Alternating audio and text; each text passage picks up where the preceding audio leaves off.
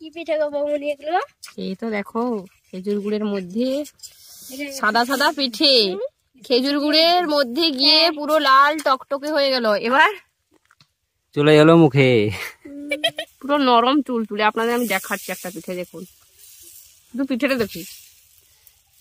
একটা মুঠোর মধ্যে আমি লুকিয়ে নিয়ে যেতে পারি 1 থেকে 2টো পিঠে।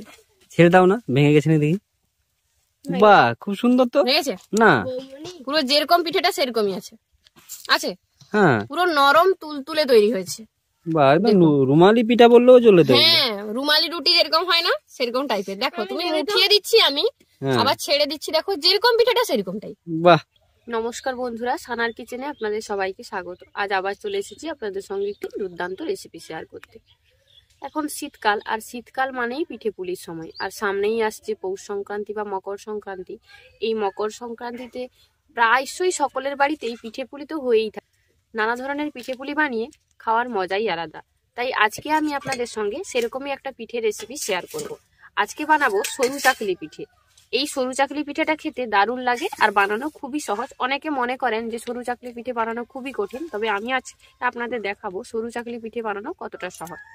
এখানে আমি নিয়েছি বিউলির ডাল, খোসা ছাড়ানো বিউলির ডালটা আমি নিয়েছি।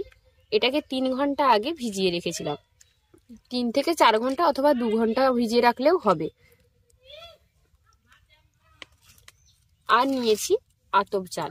এই আতপ চালটাকেও আমি বিউলির ডাল ভেজানোর সময়ই ভিজিয়ে রেখেছিলাম। এটা পেস্ট করতে খুব সুবিধা হবে, তার জন্য আমি একসঙ্গে চালটাকেও ভিজিয়ে রেখেছিলাম। এবার একটা মিক্সার গ্রাইন্ডারের জার নিয়েছি। এবার চাল আর ডালটাকে আমি একদম ফাইন করে পেস্ট করে নেব, মানে একদম মিহি পেস্ট করব চাল আর ডাল। আপনারা চাইলে কিন্তু এটা শিলনোড়ায়ও বেটে নিতে পারেন। আগে যখন মা ঠাকুমারা পিঠে বানাতেন তখন কিন্তু শিলনোড়ায় বেটেই করতেন। আগে তো এত গ্রাইন্ডারের ব্যবহার ছিল না। আমিও ছোটবেলায় পিঠে খেয়েছি এরকম শিলনোড়ায় বেটে, এখনো হয়তো অনেকেই করেন। এবার ডালটাও গ্রাইন্ডারের জারের মধ্যে দিয়ে দিচ্ছি। চাল আর ডালটা কিন্তু আমি 2-3 বার ভালো করে ধুয়েও নিয়েছিলাম। ভালো করে অবশ্যই ধুয়ে নেবেন, এতে পিঠেটা কিন্তু সাদা ধপধপে তৈরি হবে।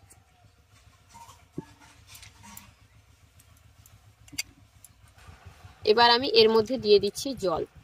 জল দিয়ে এটাকে পেস্ট বানিয়ে নেব। প্রথমে অতিরিক্ত পরিমাণে জল দেবেন না, এতে বেশি যদি পাতলা হয়ে যায় সেক্ষেত্রে পিঠেটা বানাতে পারবেন না। তাই যতটা দেখছেন জল দিলে এটা মিহি পেস্ট করা যাচ্ছে ততটা পরিমাণ জল দিয়েই এটাকে পেস্ট করে নেবেন। পরবর্তীকালে জলের ব্যবহার আমরা বুঝে শুনে করব। এবার এটাকে পেস্টটা বানিয়ে আনবো। একদম মিহি পেস্ট করে নিয়েছি। এবার এটা অনেকটাই ঘন আছে, এর মধ্যে জল দিতে হবে। দিয়ে দিচ্ছি জল। জল দিয়ে এটার একটা পাতলা ব্যাটার তৈরি করে নেব।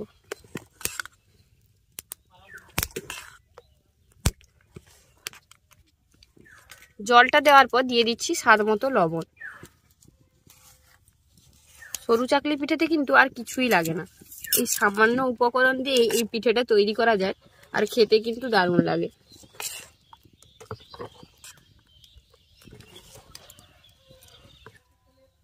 এবার আমরা সরু চাকলি পিঠেটা তৈরি করব। তার জন্য একটা বাটির মধ্যে আমি নিয়ে নিয়েছি সাদা তেল। এবার প্রথমে একটা তাওয়ার উপরে তেলটাকে ভালো করে ব্রাশ করে নেব। আর তাওয়াটাকেও গরম করে নিয়েছি। তাওয়াটা কিন্তু অতিরিক্ত গরম করা যাবে না, তাহলে কিন্তু পিঠেটা ভালো হবে না। সব থেকে ভালো হয় ননস্টিকের তাওয়ায়। ওনার নাকি ননস্টিক চলে? চলে, কেন চলবে না? কালো হয়ে যাবে। কালো হয়ে যাবে। এবার 1 হাতা ব্যাটার আমি এর মধ্যে দিয়ে দিলাম। এবার একটা তাল পাতা দিয়ে ভালো করে চারদিকে ছড়িয়ে দেবো।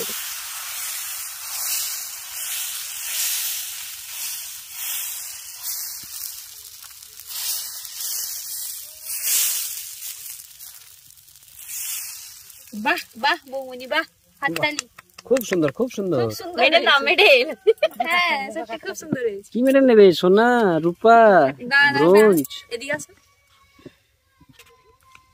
দেখুন পিঠেটা চারদিকে ছড়িয়ে নেওয়ার একটু পরেই কিভাবে চারদিকটা ছেড়ে এসেছে।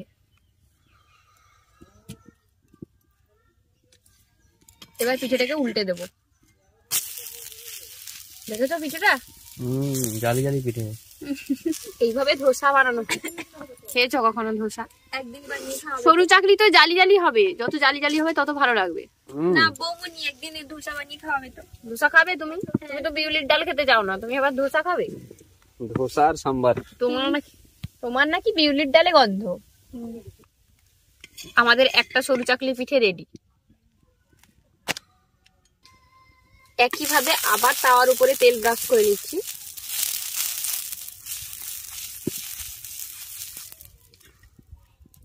তারপর এক হাতা ব্যাটার আমি তাওয়ার উপর দিয়ে দেবো। এখন কি গোল করে ঘোরাও দেখি। তাওয়াটা যদি মনে হয় যে বেশি গরম হয়ে যাচ্ছে, সেক্ষেত্রে কিন্তু তাওয়াটাকে একটু নামিয়ে আনবেন উনুন থেকে, দিয়ে পিঠেটা বানাবেন। বাহ বাহ বাহ বাহ বাহ বাহ। সুন্দর, খুব খুব। দেখেছো কি দারুণ বানালো। এখন তো রাউন্ড করতেই পারবো না আমি। দেখো কে এসছে পিঠে খেতে। আর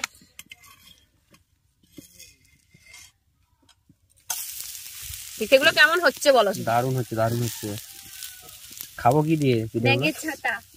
শীতের সরু চাকলি পিঠে কি দিয়ে খাবে? কি দিয়ে খাবো? খেজুর গুড়। আচ্ছা, খেজুর গাছ কোথায়? সবকিছু দিয়ে খাওয়া যায়, মাংস দিয়েও খাওয়া যায়, তুমি যা দিয়ে খেতে পারো, তবে খেজুর গুড় দিয়ে সরু চাকলি পিঠের টেস্টই আলাদা। এটা হয়ে গেল নাকি? পিঠেটা নরম যেরকম হয়েছে, পিঠেটা এদিক সেদিক দেখা যাবে। এই দেখো, বাহ, দেখতে পাচ্ছি পিঠে। দেখি দেখি দেখি, আরেকবার দেখো। এই দেখো, হ্যাঁ এই তো দেখা যাচ্ছে। হ্যাঁ পেরিয়ে গেল। সুদৃষ্টি হবে আরেকবার। পিঠে দিয়ে সুবদিষ্টি হবে। একইভাবে বাকি পিঠেগুলোকেও তৈরি করব। আবার তাওয়ার উপরে তেল ব্রাশ করে নিলাম। এরকম একটু রাউন্ড করে ঘোরাও দেখি, হালকা এরকম করে। রাউন্ড করে ঘুরবে না, তাহলে মোটা হয়ে যাবে। হ্যাঁ হ্যাঁ, তোমার মতো মোটা হয়ে যাবে, আমার মতো পাতলা হবে না। বাহ, ও দাদা মোটা। ওটা তুমি একটা ভুল কথা বলি। তোমার দাদা মোটা তো, আমার থেকে তো মোটা। ও দাদা পাতলাটা কি? পিঠে অটোমেটিক তাওয়া থেকে ছেড়ে আসছে। হয়েছে? চাল ডাল সমস্ত কিছুর সঠিক মাপ থাকলে হুম, পিঠে অটোমেটিকই ছেড়ে আসবে। এই তো এসে আমার হাতে চলে এলো গো। দাও দাও। আমি যতটা পরিমাণে ডাল দিয়েছিলাম ততটা পরিমাণেই চাল দিয়েছি। আচ্ছা, দাও আমার হাতে। এই নাও। হ্যাঁ, আরে ভালো হবে না মানে কি? যত সময় যাচ্ছে আরো পাতলা হচ্ছে পিঠেগুলো, বলো। এক্সপার্ট হয়ে যাচ্ছে। এরপর আমি একবার ট্রাই মারবো। এটা বানাচ্ছে কে? সানা। এই আন্নি একবার বানাবো। সবাই বানাবে, তোমরা সবাই বানাও তো। পৌষ পার্বণ চলে এলো, পিঠে পুলি তো এখন বানাতে হবে আমাদের। আরো একটা পিঠে তৈরি করে নিলাম, আপনাদের পিঠেটা দেখাচ্ছি। দেখুন, এই দেখুন কতটা পাতলা হয়েছে পিঠেটা, শুধু দেখুন। হাতের আঙুলগুলো দেখা যাচ্ছে তোমার। না আমি এখন একটা বানাবো। বানাবে? কি গো তুমি? তুমি দাও, তুমি দাও, তুমি বেটাটা দাও। আমি সব দিয়ে দেবো, তুমি শুধু গোল করবে। আমি দাঁড়াও দাঁড়াও, আমি দেখি হয় কিনা। প্রথমে তেলটা ব্রাশ করি। আরেকটা যদি হতো না তো ভালো হতো মনে হয়। আরো একটা নেবে ধরার জন্য?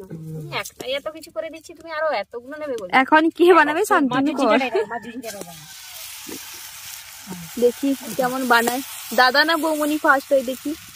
আরে দাদা ফার্স্ট হবে, দেখো না কত সুন্দর বানাচ্ছে। ইস দাদা রে দাদা, সত্যি দারুণ তুমি দাদা। তো দাদা নাও, তুমি তো পুরো একদম। এবার এ করে দাও, এ করে দাও, উপরে কেন কেন? এক্সট্রা বেটাটা রেডি এ করে দাও তুমি। দেখেছো এত সুন্দর বানালে তুমিও পারবে না বৌমনি। না না বাবা, আমার এত ক্ষমতা নেই তোমার দাদার মতো, জানো। না আরেকটা যদি হতো আমি সুন্দর তবে করে তোমার দাদার পিঠেটা দিয়ে আঙ্গুল দেখা যাবে কিনা সেটা আমি গ্যারান্টি দিতে পারছি না। দেখা যাবে না কেন, সব দেখা যাবে। আচ্ছা হোক আরে হোক।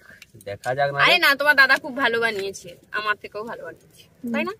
তুমি এরপর প্রত্যেকদিন আমাকে রান্না করে খাওয়াবে তো? দেখেছো? হ্যাঁ, খুব সুন্দর হয়েছে, আমি তো বলছি তুমি আমার থেকেও সুন্দর। দাদা বানিয়েছে বলেই ভালো হয়েছে কিন্তু। হ্যাঁ, আমি তো বলছি এরপর থেকে তোমার দাদা আমাকে প্রতিদিন রান্না করে খাওয়াবে। হ্যাঁ খাওয়াবে তো, একটা সময় এলে। একটা সময় আসবে বাবা, কবে গো? আমি কবে? চলে এসছে এই অপেক্ষায় সময়টা। আছি। এই তুমি এরপর থেকে রান্না করে খাওয়াবে। ঠিক আছে, ধন্যবাদ।